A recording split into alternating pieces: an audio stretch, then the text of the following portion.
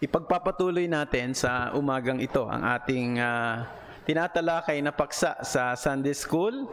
Ito ay ang paksa na may kinalaman pa rin dito sa hell. Ito ba ay katotohanan o ito isang pantasya lamang? At napatunayan natin sa banal na kasulatan na ito ay isang katotohanan. Hindi ito isang kathang-isip, hindi ito isang bagay na gawa-gawa lang ng tao o guni-guni lang, kundi ito ay katotohanan na itinuturo ng Biblia. Sa modernong panahon, pinipilit na ito ay itanggi, ito ay labanan, ito ay pawalang bisa, pero ito ay isang katotohanan ang hindi natin pwedeng takasan. Okay, now, nandito tayo sa bahagi na pinag-aaralan natin yung dreadful nature of hell. Yung kakilakilabot na kalikasan ng impyerno, no? So, mayroon tatlong bagay ang ating tiningnan. Tiningnan natin yung picture, the pain, and the period, no? So, merong bahagi pa doon sa letter B o the pain ang hindi pa natin natatapos. At ngayon, pagkatapos doon ay tutuloy tayo doon sa huling-huling bahagi nitong part na ito, the dreadful nature of hell. At yan po yung the period, no? So sana ay umabot tayo yan ngayong umaga. Okay. Now,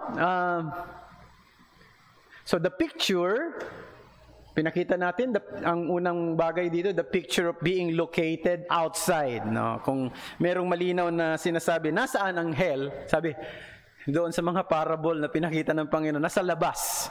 Nasa labas. Kung saang labas yun, hindi natin alam. Pero sigurado, ito ay nasa labas ng bagong langit at bagong lupa. Nasa labas ng mga taong tinubos at pinagpala ng kaligtasan. Ano? Then, the picture of being enchained in dark dungeon. Okay? And then, the picture of being thrust into the pit or abyss.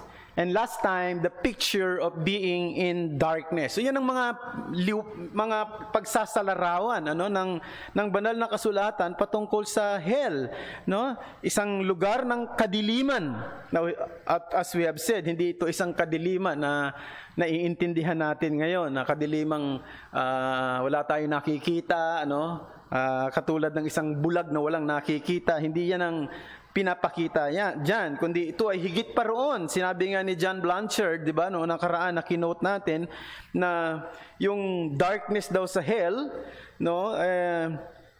is to emphasize that it will be infinitely worse than any physical, moral, mental, or spiritual darkness ever experienced here on earth.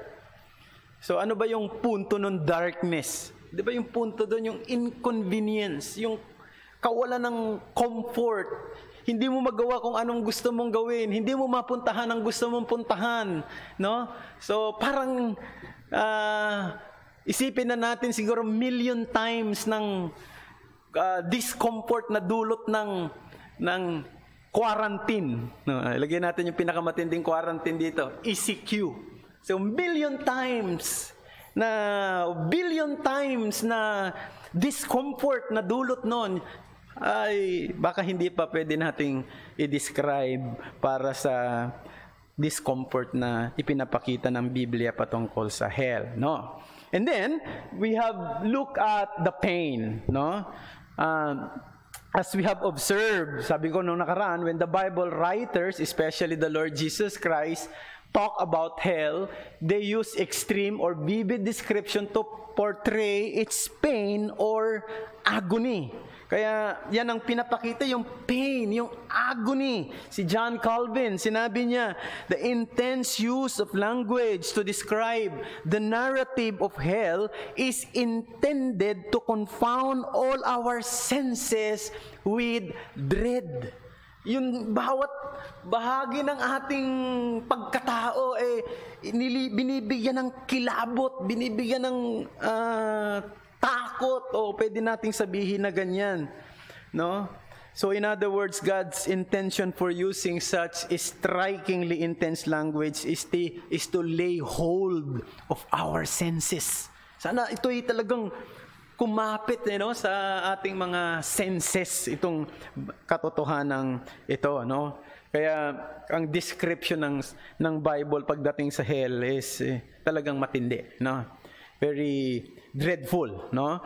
Okay, now, unang bagay na nakita natin last time ay yung tinatawag na internal anguish of conscience. At ginamit ko nga yung verse sa Mark chapter 9. Marami pang verse actually, Pero sa Mark chapter 9, sabi doon, "And if your eye causes you to sin, tear it out. It is better for you to enter the kingdom of God with one eye than with two eyes to be thrown into hell, where their worm does not die and the fire is not quenched." Yung salitang worm, salitang ginamit diyan, their worm. So mapapansin mo, hindi sinabing the worm, kundi their worm. Their worm, ang kanilang uod. So tumutukoy doon sa inhabitant, tumutukoy doon sa mga tao na nandoon sa hell. Ang kanilang uod ay hindi namamatay. And this is to express that suffering was internal and not just external, no? And it therefore suggests that this worm refers to the sinner's conscience.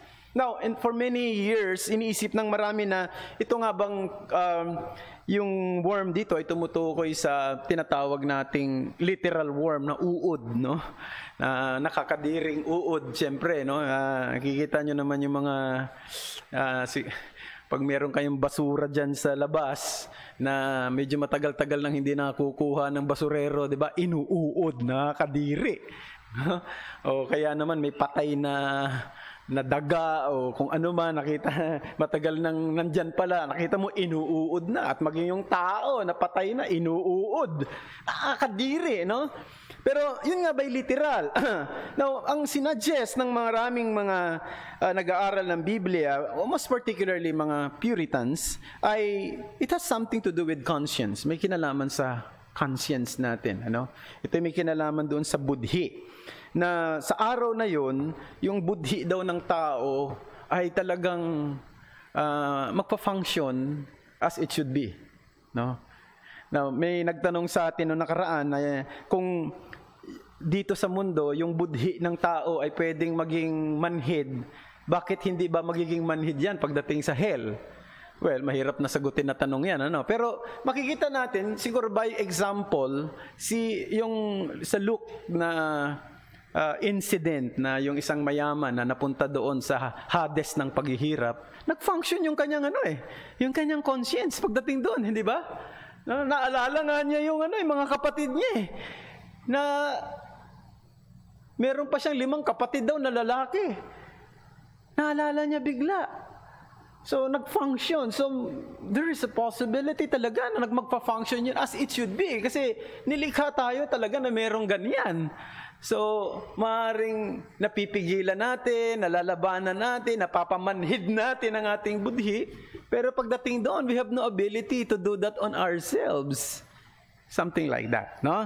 Okay. And then, ngayon po, pag-usapan naman natin ito pa. The anguish without any form of relief. So, una, the internal anguish of conscience. And then, now, we will be looking at another form or another expression of pain in hell. It is the anguish without any form of relief. Ang hirap nun, di ba, minsan pag meron kang sakit, naranasan ba ninyo ako? Naranasan ko yung magdamag na sumasakit yung tiyan mo. Yung bang konting ginhawa lang, parang well appreciated na Ay, di ba? Kung yung makakaramdam ka lang ng konting ginhawa, yung isang kapatid natin noong nakaraan talagang sobrang hirap niya talaga doon sa kanyang hemorrhoid daw. Hindi na siya makatayo, hindi siya nakakatulog. Tinanong ko, nakaramdam ka ba ng ginhawa? Talagang wala. Ngayon lang, pastor, kahit papaano. Sabi niya. Nung marami na daw siyang inilabas na dugo. Si Ben talagang, baka matagal na naipon yun doon, Pero ang point ka rin, yung konting ginhawa. Pero ito, walang relief. Walang, Ang tindi nito. Ay, alam nyo, minsan, pagka naranasan nyo ang maaksidente at siguro mabalian ng buto. Dito si Kuya Ariel, naranasan niya yan. Nabalian siya ng buto sa kanyang braso, no? Kaya sa orthopedic siya ng matagal. Si Kuya Ariel may bakal yan dito, kaya pag pumapasok sa mga tumutunog eh. Di ba? Alam mo, katagalan, di ba yung katagalan, nawawala na eh. Parang nasanay ka na eh. No? Pero ito yung without relief, iba ito. At tingnan natin yung mga verses sa Bible na yan. At alam niyo na ako, anong tinutukoy ko na mga na picture para makita natin yan. Sa Isaiah 66 verse 24, sabi, "And they shall go out and look on the dead bodies of the men who have rebelled against me, for their own worm shall not die." Tingnan mo yung gamit uli, no? Their own worm shall not die, their fire shall not be quenched, and they shall be abhorrence to all the flesh. Sabi sa Old Testament, meron na kagad malinaw na pagtuturo patungkol sa hell, no? Kaya hindi man kasing linaw sa New Testament, pero meron na. Isaiah yan, ha? Malakay chapter 4 verse 1. "For behold, the day is coming, burning like an oven, when all the arrogant and all evildoers will be stubble. The day is coming, shall set them ablaze, says the Lord of hosts, so that it will leave them neither root nor branch." Matthew chapter 5, verse 22b. "Whoever says, 'You fool,' will be liable to the hell of fire." Sino daw magsabi na ikaw hangal? Sa mas, 'di ba yung mas lumang Tagalog ang ginamit diyan, ulul, no? Pagsabi daw ng ganyan sa kapwa, "You will be liable to hell of fire." So kita nyo, hell of fire, blaze, fire. And then Revelations, alam niyo maraming verses, kaya pagkukuha lang na tayo ng verses, ubos na yung oras natin eh. Revelations chapter 20 verse 10. "And the devil who had deceived them was thrown into the lake of fire and sulfur, where the beast and the false prophet were, and they will be tormented day and night forever and ever." So fire is the most common description of hell. Kaya nga pag pinag-uusapan ng hell, ang agad na papasok sa atin, apoy, no? Yan ang kagad na pumapasok sa isipan natin. The question is this: is fire literal or symbolical? Ito bang fire na binabanggit dito ay yung literal na fire na naintindihan natin? Alam niyo mga kapatid, gusto kong sagutin ito ng ganito, no? Ang totoo hindi ko alam eh. I don't know. I'm not actually sure at this point in time kung ano nga talaga ito, no? But for the sake of argument, and I think may mga bagay talaga na hindi na natin talaga siguro alam sa ngayon, no? But just for the sake of argument, let us consider some thoughts in this regard. Ilang katotohanan, no? Ilang kaisipan patungkol sa bagay na ito ang ating bigyan din ng pansin. So ulitin ko, ito ba ay literal na apoy o hindi? Ang sagot ko, hindi ko alam. Hindi ko alam. I'm not sure. But for the sake of argument, let us consider some thoughts. First is this: the devil and his angels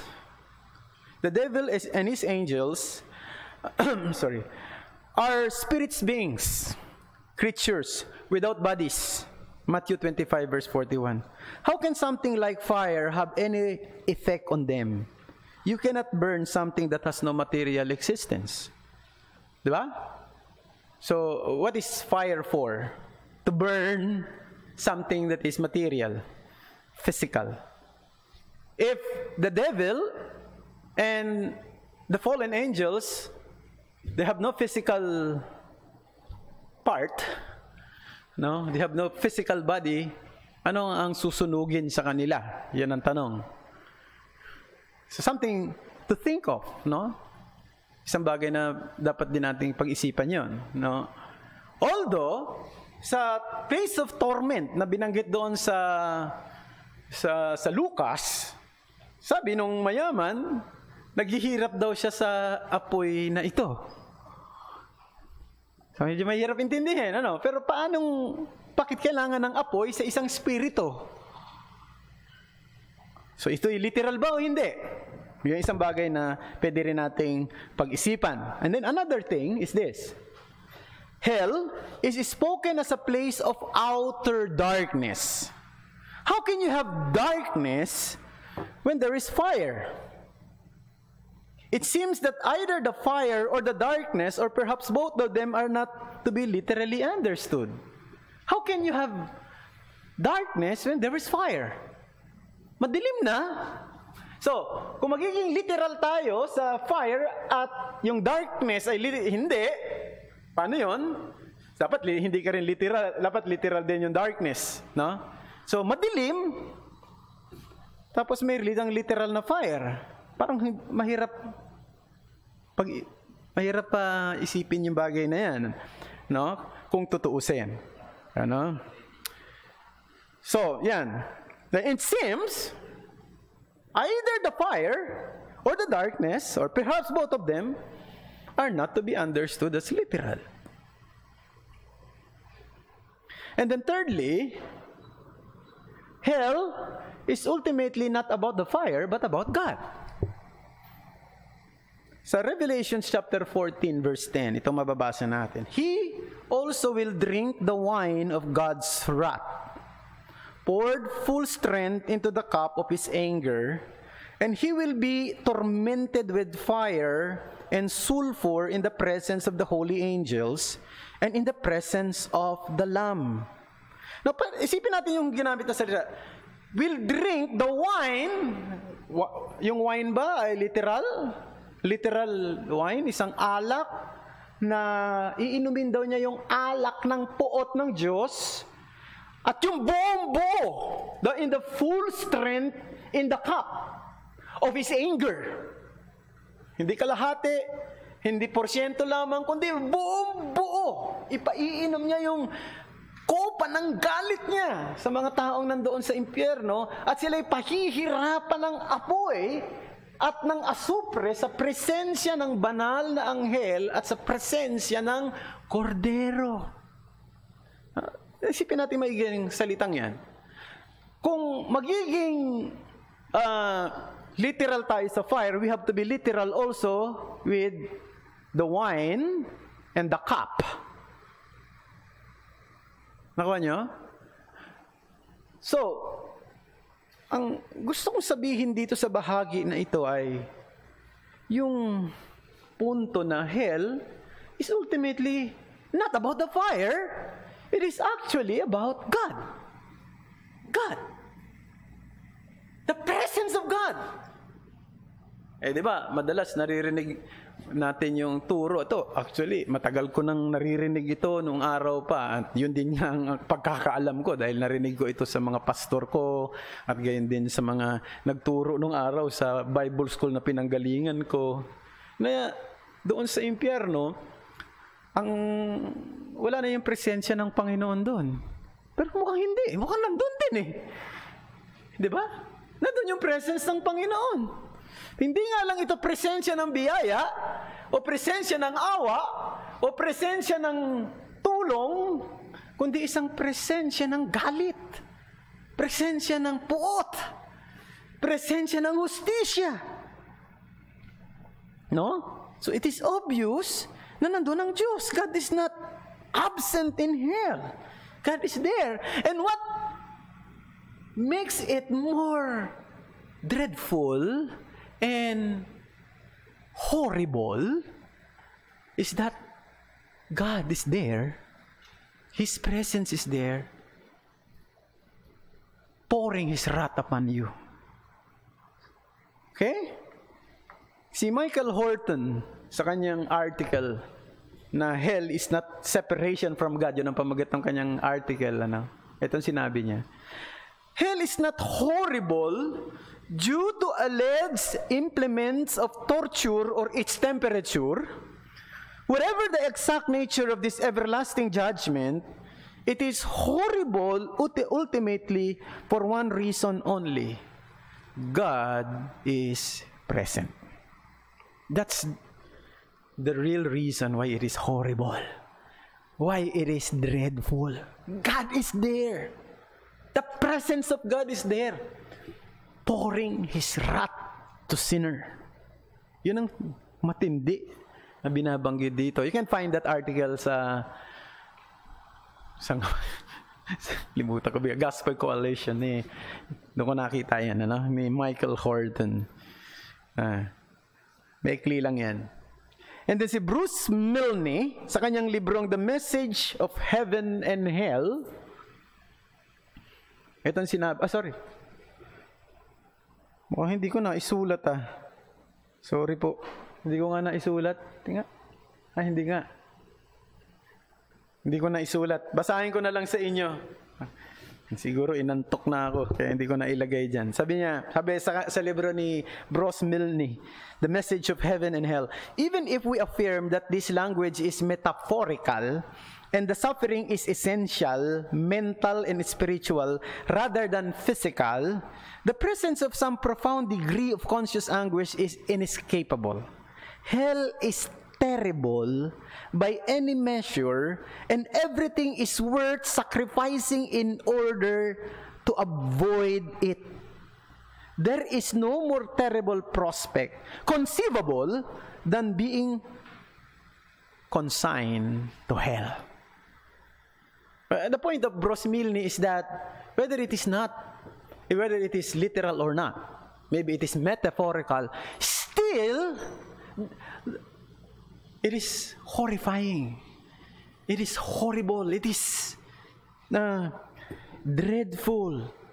Yung conscious of anguish, pain is inescapable because of God's presence. God's wrathful presence. So yun ang dapat nating tandaan, ano? So, another quotations from John Flavel. Yan ang Puritan, si John Flavel. Sabi niya, the worst terrors of the prisoners in hell comes from the presence of the Lamb. That's the worst terror. Comes from the presence of the Lamb. And sa Bible kasi, madalas yung image rin ng fire, andun yung presence ng Panginoon, kung matatandaan ninyo. Di ba, nang si Moses, nakita niya, nag-aapoy yung bush, kaya tawag burning bush. Andun yung presence ng Panginoon. So, makikita natin may kaugnayan yung fire sa presence ng Panginoon. Pero sa pagkakataong ito yung isang presence na dreadful. Isang presence na may daladalang puot. So, is it literal or metaphorical or symbolical? I leave it to anybody. I cannot say, I'm not sure. Pero ang isang bagay na gusto kong sabihin, whether it is literal or not, it is dreadful, it is painful, and it is horrible. Because the presence of God is there. In His full wrath. In His full wrath. So, yan ang isang bagay na dapat tandaan, mga kapatid. Now, let's go to another point. And dito siguro, merong tanong na ibinigay sa akin, na siguro ngayon kung masasagot ito, yung tanong na, yun daw bang, bakit eternal ang parusa, samantalang temporal lang naman ang buhay ng tao, di ba? Temporal lang, tapos eternal naman yung parusa. Pangalawa, ang tanong niya, bakit hindi daw consistent sa scripture yung annihilationism? Yung alam niyo yung annihilation. Ngayon, discuss natin yan. Annihilationism, yung pag namatay ang tao, mawawala na lang siya. So halimbawa, hindi siya nananampalataya sa Panginoon, bigla na lang siyang mawawala. Mag-i-extinct ang ibig sabihin nun. Yan ang paniwanan ng mga annihilationist. Actually, yan din ang paniniwala ng maraming marami nang naniniwala ngayon dyan. No? So, sasagutin natin ngayon yan dito sa bahaging ito na pag-aaralan natin yung period. So the issue in this regard is the eternal punishment in hell a conscious torment or an idea of long period of time or eternal extinction? Pag sinabi bang eternal punishment, ang ibig bang sabihin nun ay conscious torment, eternal conscious torment. Talagang pinahihirapan ka ng walang katapusan, ng walang hanggan at na nararamdaman mo. O ang ibig sabihin ng salitang eternal punishment dito ay it's a long period. Kasi pwede namang gamitin daw yun, it's a long period. Maaring pinahirapan ka for a long period and then meron din katapusan. O ang ibig sabihin nito ay eternal extinction. Walang hanggang pagkawala o pagkalaho. Naglaho. Ha? Oo nga, walang hanggang di pag-iral. Pangit sa Tagalog. Okay. Parang walang pinag-iba sa ganito. Di ba? Madalas pinag-uusapan, pagka ikaw pinaparusahan ng hukuman na life sentence. Life sentence ba talaga yon? Hindi naman eh. Sa Amerika, kapag pinarusahan ang isang tao ng life sentence, actually 15 years lang yun. 15 years lang yun. Sa India, 14 years. Sa Pilipinas, 30 years. Pero ang ginagamit na salita, life sentence. Siguro ang assumption talaga nun, mukhang hindi mo aabutin yun. Diba, ano kung inabot mo? No? Ano ba si Kuya? Kuya, ilang taon ka na ngayon, Kuya? Gamado? Ha? 60? 68. Oh, 68 plus 30. Buhay ka pa. Kung sakasakali. Kung humaba yung buhay mo, no? Pero totoo, may isang misnomer yung salitang life sentence, misnomer. Kasi iba-iba yung gamit ng salitang life sentence sa iba't ibang bansa. Kaya sabi ko, pag sinabing life sentence, 15 yan. Kaya meron silang ginagamit na double life sentence. Bakit niya gamit yung double or triple? Kasi nga, hindi naman talaga yung life sentence, literally life sentence. So sinasabi, long punishment or long imprisonment. No, yan ang ibig sabihin niya. So let's examine this point, no? Now, una-una, pag-usapan natin yung examination of the alternative views about hell. So, yan ang ating munang i-examine ngayon. Pwede natin pag-usapan dito, marami kasing alternative views, no? Pero dalawa lang ang sa tingin ko medyo prominent. Yung una, yung tinatawag na annihilationism. Annihilationism. Ano ibig sabihin ng annihilationism? It teaches that the wicked will be extinguished at death. It will be extinguished at death. Pag namatay na ang isang masama, ang isang makasalanan na hindi na nampalataya kay Jesus, pag namatay siya, mawawala na siya. Hindi na siya iiral. Parang pusa na namatay, parang aso na namatay, parang hayop na namatay. Wala na sila. No? Pero itong agad na sagot natin dyan, no? How can man face judgment if he will be extinguished at death? Kasi sabi sa Hebrews 9:27, referring to everybody, it is appointed for man to die once, and after that comes judgment. Pag namatay daw ang tao, ang susunod na haharapin niya ay judgment. Kung nag-extinct siya, paano siya haharap sa judgment? So isang bagay na pwede nating isagot kaagad doon sa nagsasabi na yung hell, na yung tinatawag na annihilationism, no?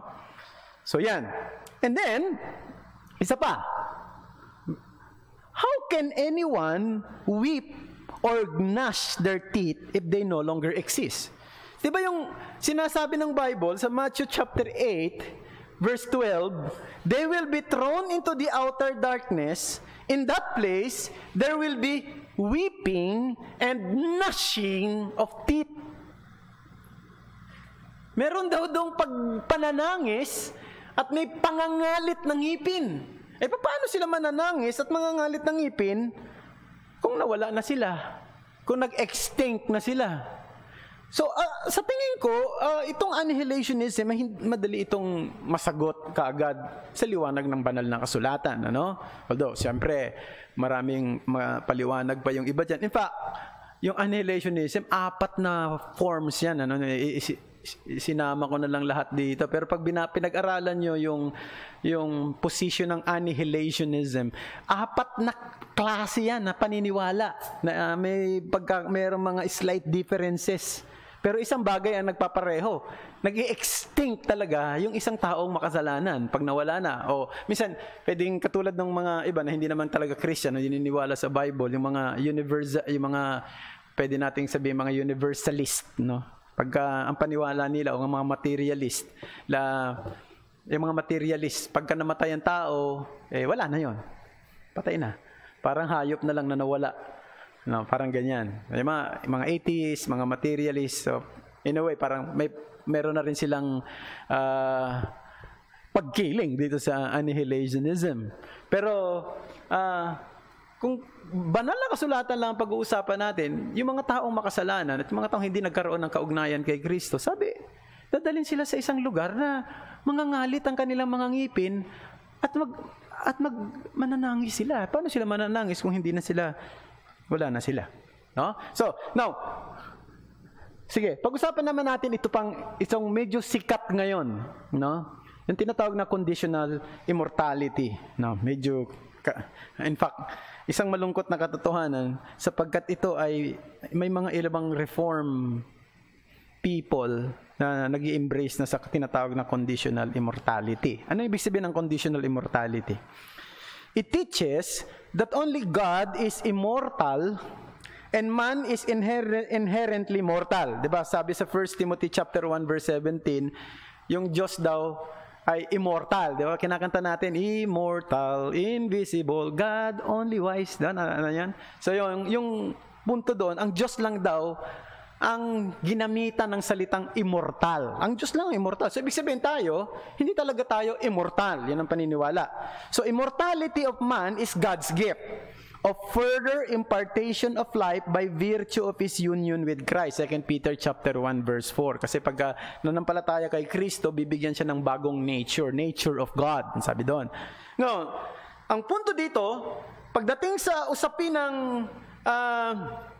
ng pagiging immortal, ang Diyos lang talaga ang immortal. Tayo daw ay hindi. Ang tao. Bakit? Pero pwede tayo maging immortal kung magkakaroon tayo ng relationship kay Christ. Bibigyan tayo ng gift of life, eternal life, no? So, yun ang paniniwala.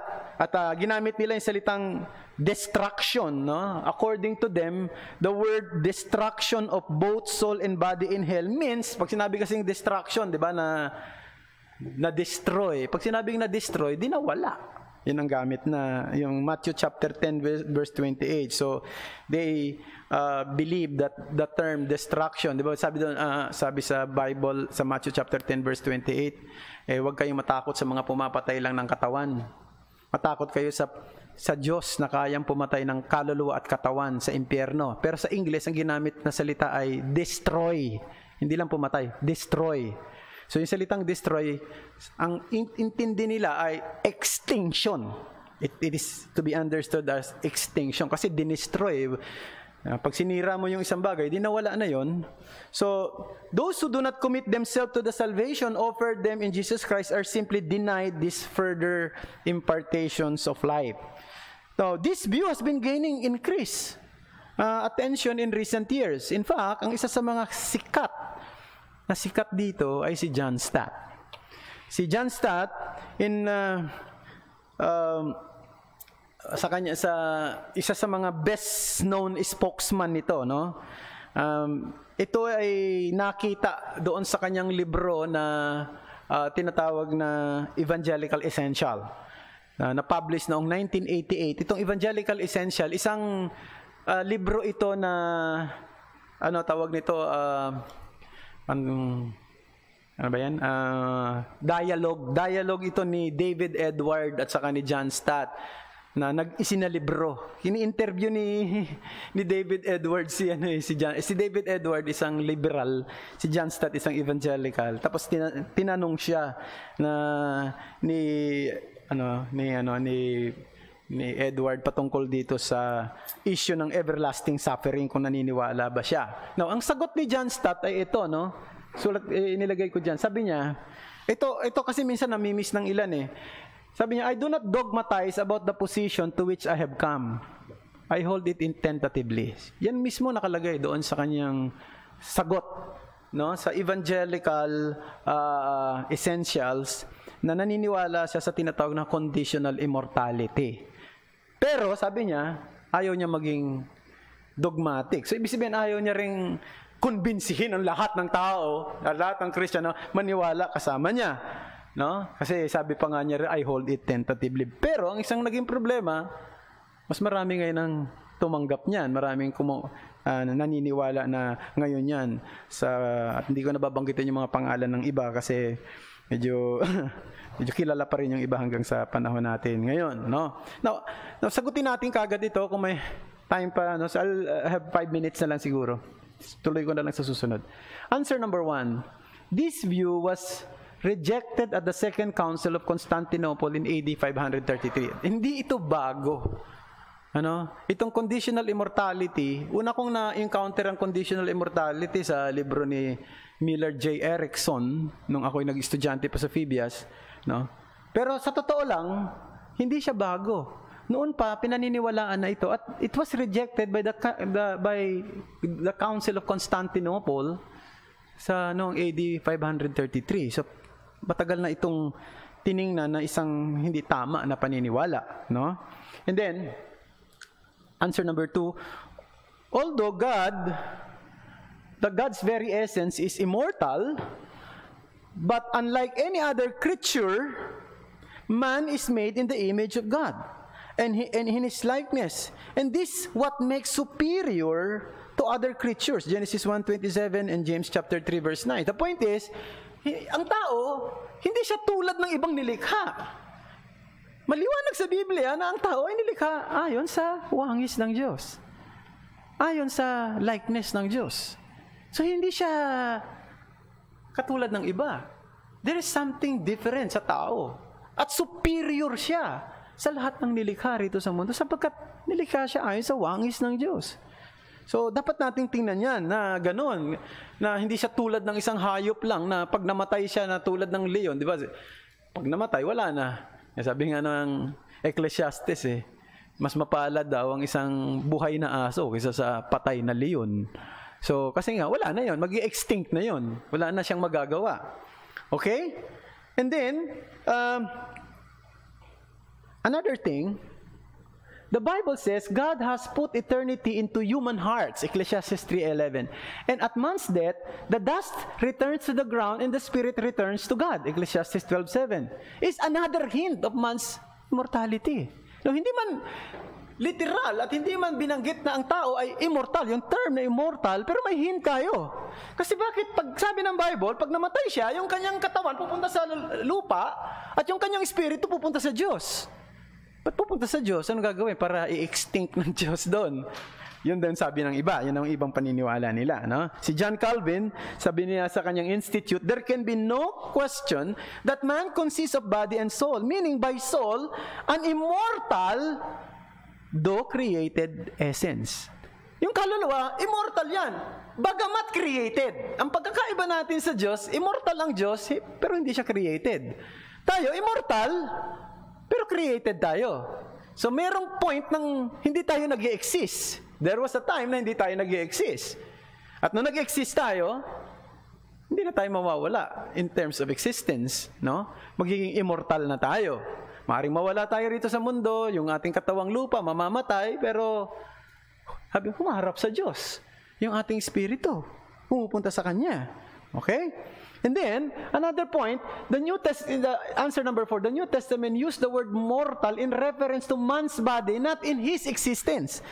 Romans 6:12, let not sin, therefore, reign in your mortal body to make you obey its passion. Ginamit yung salitang mortal. Mortal tayo, pero saan? Sa katawan natin. Yung katawan, lupa. Hindi, yung existence. So, maliwanag yan, sabi ni Apostle Paul. Hence, the human body will be reconstructed and reunited to the soul so that the whole person appears before God in the day of judgment. So, kaya nga may resurrection time. At maliwanag din sa Bible na sa araw na yon, merong resurrection. May resurrection sa wicked, may resurrection din sa mga righteous. No? So, and then, si Louis Berkhoff sa kanyang systematic theology, sinasabi niya, the idea of immortality of the soul is in perfect harmony with what the Bible teaches about man. Yan ang punto doon, no? So, the term destruction, isa pang bagay, siguro, the term destruction in other parts of the New Testament, kasi ito yung ginagamit nila, destruction, ibig sabihin, nasira, nawala. No? In other parts of the New Testament, is used to not to refer to extinction. Instead, they speak of a person or an object that is no longer functioning in the way it was designed to. Yung gamit ng salitang destruction, hindi ibig sabihin na wala, nag-extinct, kundi hindi na siya nagagamit sa kung ano yung dinisenyo sa kanya. Halimbawa, ang tao, dinisenyo siya to glorify God and to enjoy Him forever. No, sa hell, hindi niya na ma-enjoy yan. Hindi niya na mag-glorify ang God talaga. Totally doon. No, hindi na siya makakapag-function as it should be. Hindi na rin siya magre-reproduce. Yan.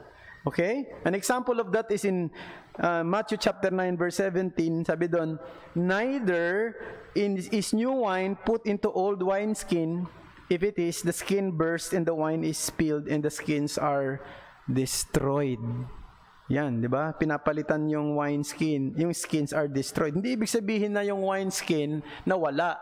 Ibig sabihin yung wineskin na yon na ginagamit na pinaglalagyan ng wine, hindi na pwedeng gamitin kasi luma na. No? Hindi na niya kayang ilaman yung mga bagong alak. Kaya dapat na siyang palitan. Yun ang ibig sabihin nun. Ano? 2 Peter chapter 3 verse 6. And that by means of this, the world that then existed was deluged in water and perished. Ang gamit dyan, perished, sa ibang translation, destroyed. No? Yung world daw noon, na-destroy. Na-destroy nga ba? Nawala nga ba yung world noon? Hindi naman nawala. Hindi naman nawala. Di ba? Dito pa rin yung world noon. So, yung gamit ng salitang destruction, hindi ibig sabihin ay nawala, nag-extinct, kundi ang ibig sabihin ay, hindi nagagamit according to its design. Yan ang ibig sabihin ng destruction. Okay, what's the point? The point is, eternal life, meron pa pala ako number 6, ba? Ayun pa. Number 6, death in the Bible, another point, is it means termination of existence but separation. The opposite of immortality is not extinction but eternal death. And both life and death in biblical usage are modes of existence.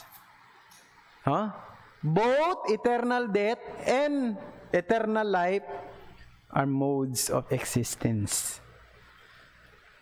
So what's the point?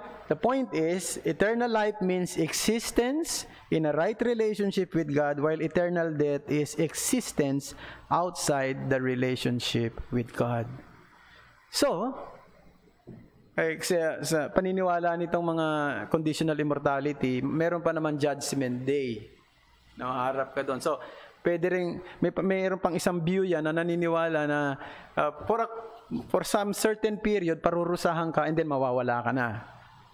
Hindi pa rin maliwanag sa Biblia yan. Pero ang maliwanag talaga sa Biblia, pareho siyang mode of existence.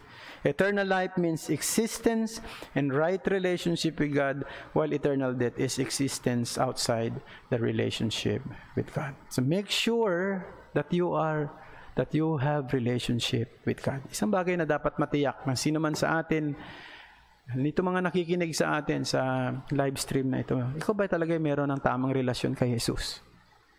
Hindi ito biro. Hindi ito isang bagay na pwede nating baliwalain. Hindi ito isang bagay na pwede nating ipagpabukas. Minsan, di ba, pagka meron tayong nararamdaman, punta tayo sa doktor, bukas na lang. Bukas na lang. Saka na lang. Baka umukay naman ako.